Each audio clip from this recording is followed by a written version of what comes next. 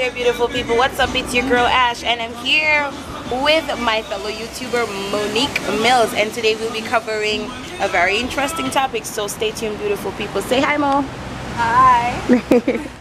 Since the near me can tell it, yeah. You know how long we are work hard. Better days than near me can smell it. That day the way we get to you to search for. Yeah, that day they are come when all of the poverty done and dog got us money around. That day they are come when me can say, mommy sit down, leave all of the bills to your son. That day they are come when me won the yours on the rocks, me and some girls on me tugs there. Here with the famous Monique, young YouTuber like myself, and today we're doing a collab. Wait, let me check if this is recording. Give me a moment, guys. Yeah, I hope it is. I think it is. Yo, wanna know what's on a tripod? Maddest thing ever. So don't forget to go over and check out Monique's channel. I'll let her introduce herself. So, Momo, take it away. Hi everyone, this is Monique. I hope you all are doing very well, and I'm here with the famous Ash Monique. And today she's going to tell you what we're talking about in a minute. Yeah. So we both of us are church babies. Yes, popular in the church and all of that good jazz. And I came across this topic in my bathroom. Yes, don't judge me. Yes, it happens. And the topic we'll be covering today is criticism from the pulpit to the pew. And for those of you who don't know, you know what the pulpit is like the rostrum where all them pastors and evangelists and all those big people in church sit, right? And then the pew is where the congregation is, where the congregation sits.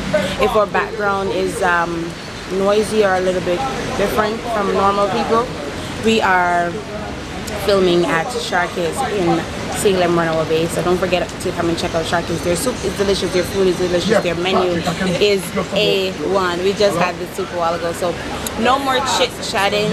So let's just jump right into the video. So Monique, tell us about how long have you been in church?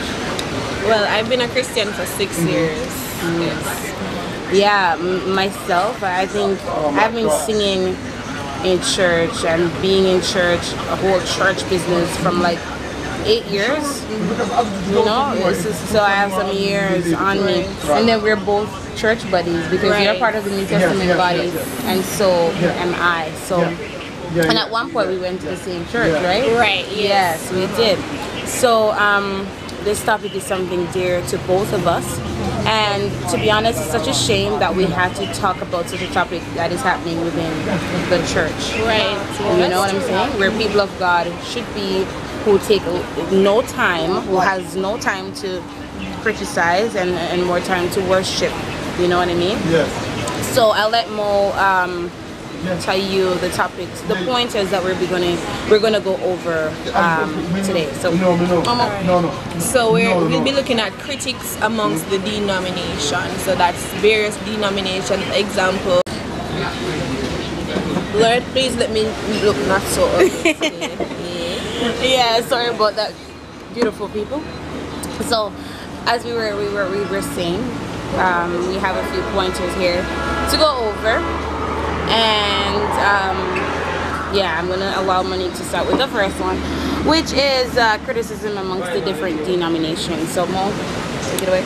Alright, so as I was saying, that you know, you have different types of criticism. You have the criticism that's good, the one that's not so good, and then you have the very bad criticism. Some persons, they will correct you from a place of love, but then other persons, because they're probably jealous of you or they're bitter, then they will correct you out of anger. Yeah. And as I was saying, you have different denominations, as we know, and that's a big issue. Yeah. Like there's so much criticism amongst the different denominations. Yeah. Some persons will think that you're not saved because you don't go to their church, you don't worship on the day that they worship, you don't dress how they dress. Yeah. that is a big deal, and it's something dear to me, because I've had persons look at me and say, oh, you're not a Christian, you wear earring, you wear pants, you're not a Christian, oh, you weren't baptized in the name of Jesus, you were baptized in the Trinity, so oh, you're not a Christian, and if you don't baptize in Jesus' name, then you're not going to heaven. So I'm like, okay, you must be God. Yeah, exactly. They totally forget that. I mean, criticism. They totally forget that Christianity is a lifestyle. It's all about your heart at the end of the day. Amen. You know what I'm saying? Because some of these people who claim to be dressing in the longest skirts, with the natural hair, nothing is wrong with natural hair. We won't touch that topic. Right. But some of them who dress, I mean, they're so. You know, their skirt is so long, but at the end of the day, if you check how they live with people, for instance, their neighbors, their husbands, at their workplace, how they talk to people, you understand me? Just the way how they relate to people. It's better they were wearing the earrings and all of that good stuff. You know what I mean? Exactly. Because at the end of the day, it's all about your heart. That's all about your heart. You understand me? It's all about your heart, because you can't be okay. You're wearing pants, you're doing this, you're doing that, when your heart is not right. Did you say hi to your neighbor this morning? Did you forgive your neighbor this morning? Like, what? We'll sit and have several seats. It's not about, it's not about my hair, the earring. I mean, modesty. Yes, it is very important. It is important, because you cannot Saturday morning in a very, very short rider, and then Sunday morning you are in the long skirt. I get that. You understand me? You have to ensure that you are modest at all times as a Christian, and I understand why the denomination Pentecostals are big on that topic.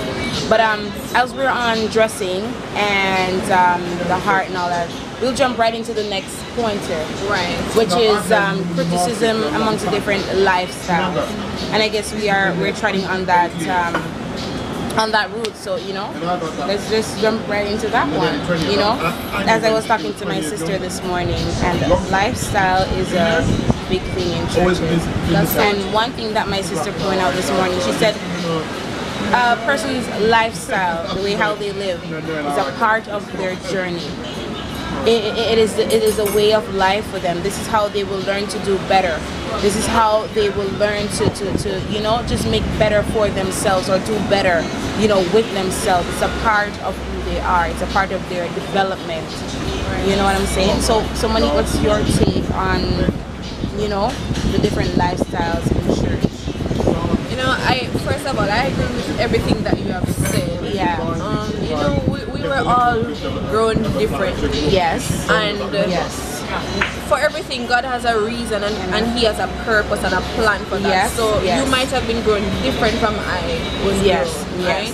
But it doesn't mean that, okay, I'm a better person than you. Yes. Because the way that I am right now, maybe I won't be that way next year. Yes. And the experiences that I'm gaining right now, they will help me in the future, and they will help me to relate to others and to help others through their process. Yeah, so that's true. We have to know how to deal with persons when it comes on to lifestyle. Yes. And the funny thing, some persons, the way I'm probably doing something right now, they were doing the same thing 2 years ago, but they're acting as if, oh, I'm so perfect, and I've never done this that way before. They totally forget that it's a growing process. Exactly. You understand me? And in churches we find that older people have a problem with the younger person's lifestyle, which if you have, don't misinterpret what we're trying to say here.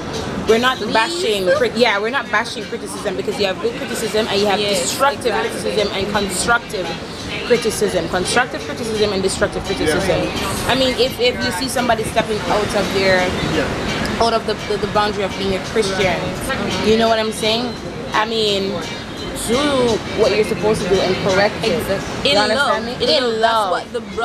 That's what the Bible says. Restore your brother and sister in love. Exactly. So you know what I'm saying? Important. Yes, but I mean, when you're going to become judgmental to the point where all you had to give is destructive criticisms, I mean, have several seats with all of that, because my friends, we have to understand that, especially older people, and that is our next pointer. Yes, that's so We have to understand that as older people, we're supposed to be creating an environment for young people to gravitate to the church and not drift away from the church. So we have to know. I'm not saying you have to pet them or allow them to do whatever they want. No, that's not what it is. You understand what I'm saying? Be relatable. Yes. You know, approach them in a certain way that they feel comfortable. Yes. You know what I'm saying? Don't just bash them or judge them from an angle or from a point. You know what I'm saying? Right. Go to them in love and let them understand, point blank period, that this is what it is. I'm not saying give free will to young people for them to do whatever it is in the churches. There has to be boundaries, and as a child of God, we have to understand that, you know, the way how we live, we are living for other people to see. Right. By the fruit you will know them. Yes. You understand me? So the way how you live, the way how you carry yourself, it tells who you are. That's true. You understand me? It tells who you are. So what's your take on the different age groups, Moni? Criticism against the different age groups. Okay. Yeah. It's very sad when you see and you hear some of the things that older persons are saying and the way that they deal with young persons. Yeah.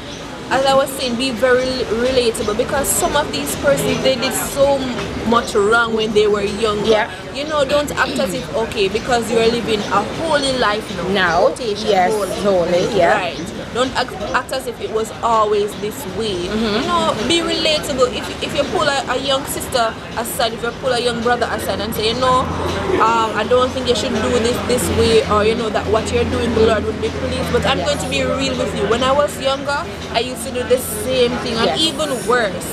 And they will realize, and they will feel comfortable to come to you and talk about certain things. And when you come back to them and tell them that, listen, okay, this is wrong, they won't take it anyway, because they know that you mean them well. So it's really from the place where and how you correct them. Yes. So give your constructive criticism. I implore you know, persons in the church. I won't say older people, no. I will say people with a lot of years in the churches.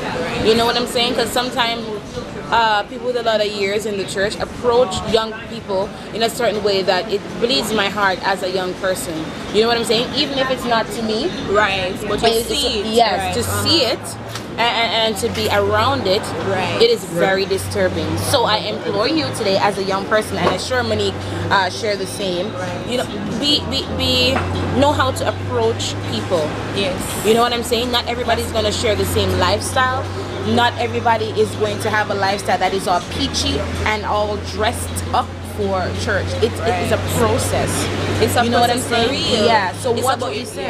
You know, your relationship with God. Yes. You know, the first thing we should do is encourage somebody to grow where the relationship with God is concerned. Yes. Because if you're getting to know God more, if you're seeking God more, then God will correct you. Yes. And His word will teach and guide you. Yes. So that is the first thing. Don't correct them out from a place of self. Seek God before even you approach a person and say, you know, say, where you did it wrong. Yeah. Because trust me, you can crush somebody, and because of criticism, a lot of persons have left the church, and it is very sad. Yeah. And as they oftentimes say, it's not what you say, it's how you say. It's how you say. Yes. You know what I'm saying? So when and it's not only in the churches, but when giving criticism, some people are very touchy, and some people are very emotional. Some people are they're very soft. They're very tender. So you know, to approach someone, we have to know how to do this. Yes. People are going through different and to go back to lifestyle a little bit. Some people's lifestyle is based on what they are going through. You understand me? Wow, that's so true. Some people, the very lifestyle it's like they're putting on a different show based on what they're going through. Yes, it's not really how they deal with it. You know, it's not really that they want to do it or do what they're doing. It's all because of what they are going through. And you, as an individual, as a person in the church, you have to know how to approach someone. You have to know how to deal with people and their issues. Because I mean, the person dealing with different issues. It's not just what you see face front. It's all about what's going on behind the scenes. You know what I'm saying? It's a process, and there are levels to this thing called lifestyle. You understand me? There are levels to this thing called growth, and we ought to know how to deal with people. You know what I'm saying? True. And anything further you would like to address on the age group difference, Monique? Oh, on the flip side, because we want to kind of be neutral, we don't want it to seem that we're only defending young people. Yeah, so we also have persons who are of younger years who criticize persons who are a bit older than them. And we too, if we don't want persons to deal with us in a certain way, we have to be careful how we deal with others. Yes, too. you get. Yes, that's true. Oh, yes. Yeah. And sometimes we have some very rebellious young people who think, I mean, you're too old to tell me what to do. Oh my gosh, that is so true. You know what I'm saying? That shouldn't be so. No. That shouldn't be so, because one day we're going to get older. All of us are growing as the years go by. Yes. So we have to really examine ourselves. Yes.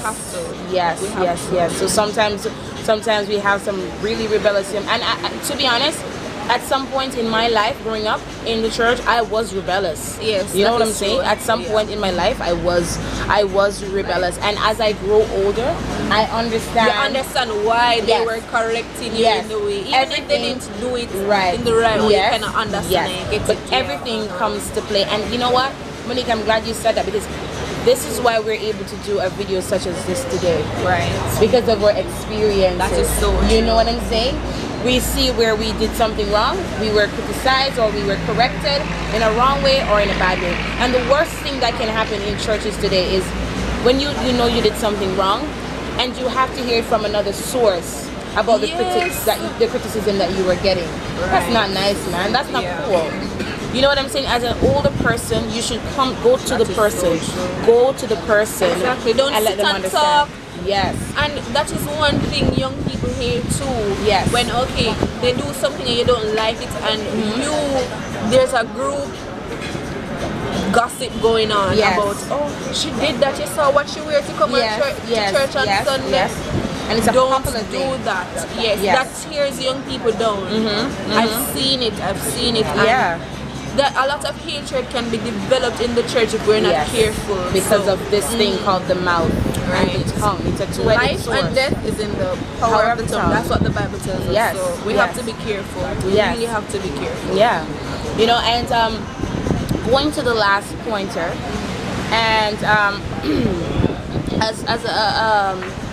dealing with and speaking on criticism amongst different age groups, gender also comes into play right there. Oh my God! You know what I'm saying? This is a very deep topic. Yes. Gender comes into play. Female problems.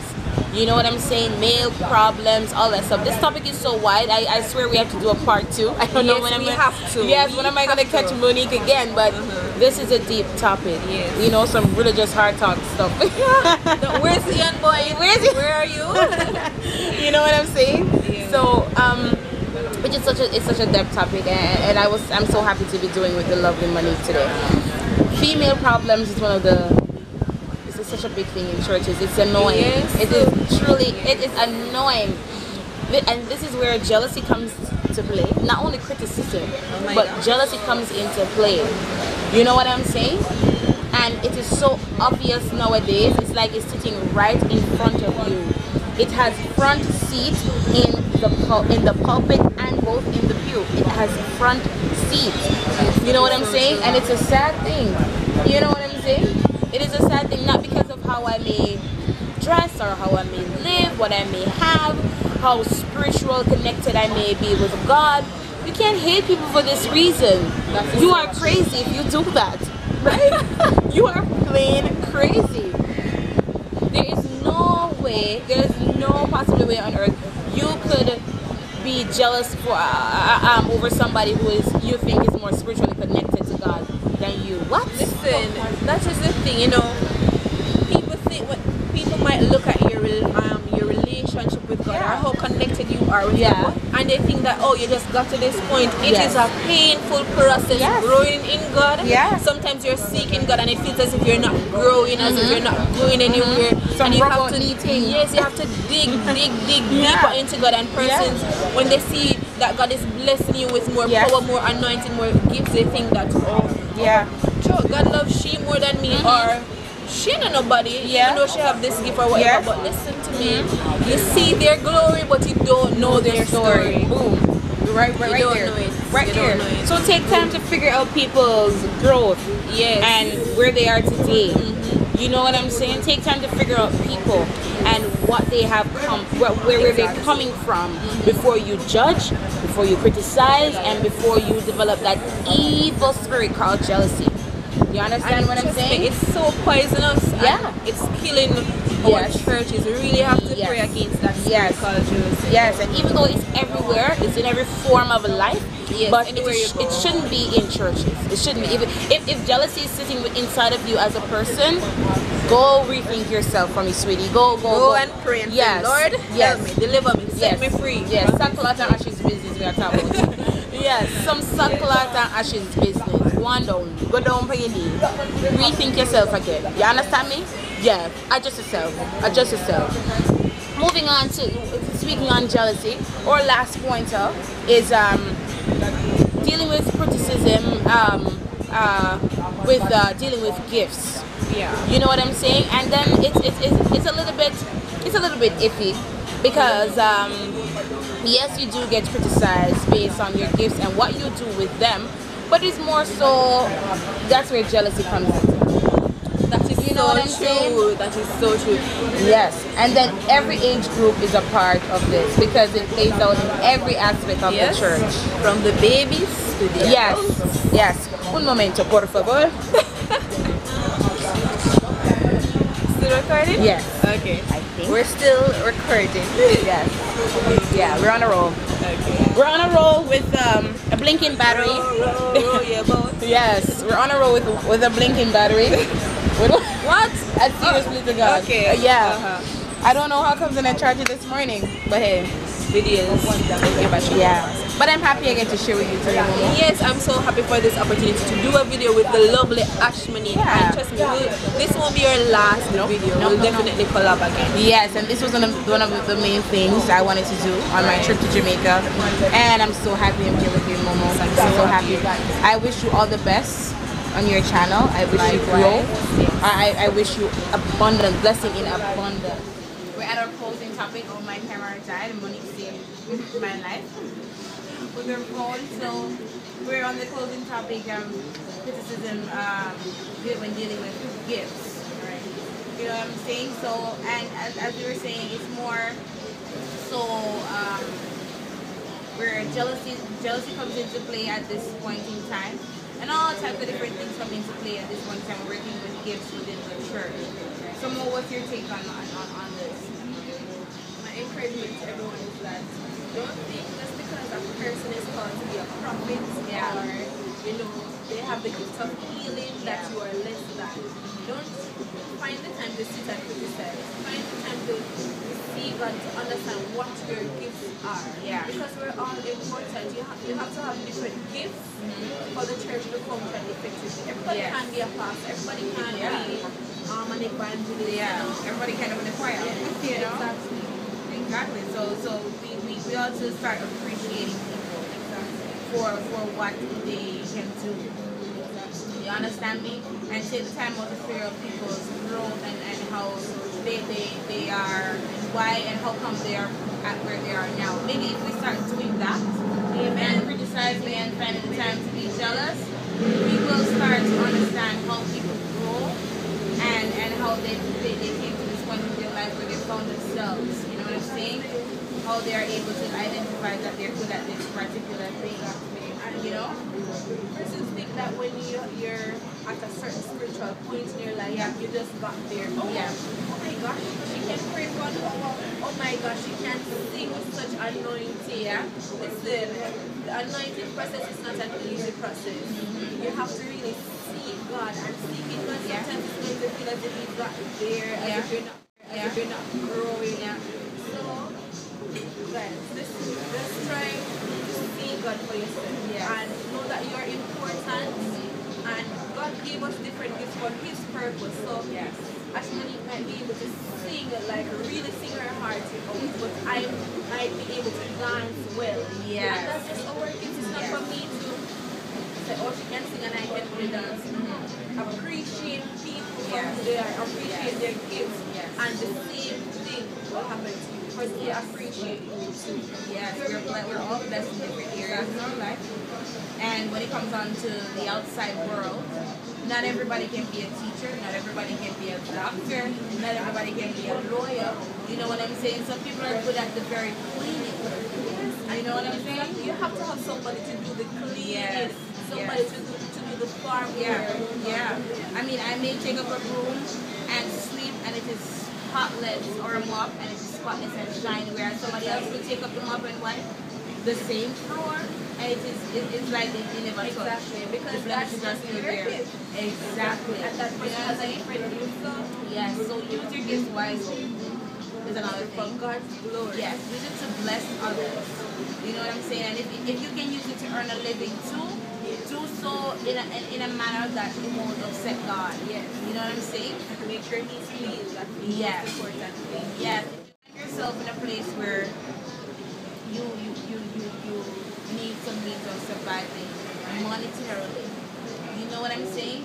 If you can use your gift that you have in a manner that is not upsetting to God, or it doesn't go against church laws, you know what I'm saying, or the laws of God, you know, I mean, go forth and use it, because God didn't only give us our talent to just, you know, use it in one God gives you wisdom.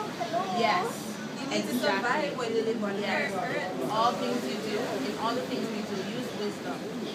Wisdom is very important. Yes.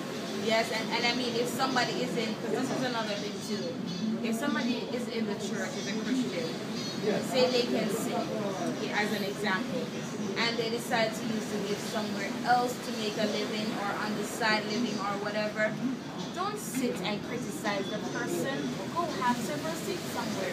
Everybody's trying to make a living here. Not everybody can be a teacher or a doctor or something and earn living. Some people can only do the little that they can. You know what I'm saying? Only what they can do, they can do. So if they find themselves doing what they are gifted to do to earn a living for their family, go sit down and go criticize these people. Try to help them in a way where they can provide for themselves and their families. Don't sit there and be a critic, a bad one at that. You know? As we were saying earlier, it's about how you correct somebody, it's about how you criticize them. And once you're not going against God's law, and I don't see anything wrong with that. But you know, everybody's different, and some persons just deem some things wrong or they're not correct. Be a builder, not a destructor. Unless it's in a way where the destruction is necessary. Yes. Unless the destruction is necessary, but to try to be a builder more than being destructive. You know what I'm saying? So in our closing ceremony, I thank you so much for coming out with me and being a part of this video. It was my absolute pleasure. Yes, I value your opinion, and I know this was a good chat for me. It was likewise. Yes, it was. And I must say thank you to Sharkies as well. I'm here, we're doing very good here at Sharkies Salem, Monrovia, Jamaica. So whenever you're here, come and check them out. Their menu is delicious. We had the soup earlier and it was bomb. Yes, so don't forget, beautiful people, to come and check them out. And remember to do you, and stay blessed, beautiful people. Bye.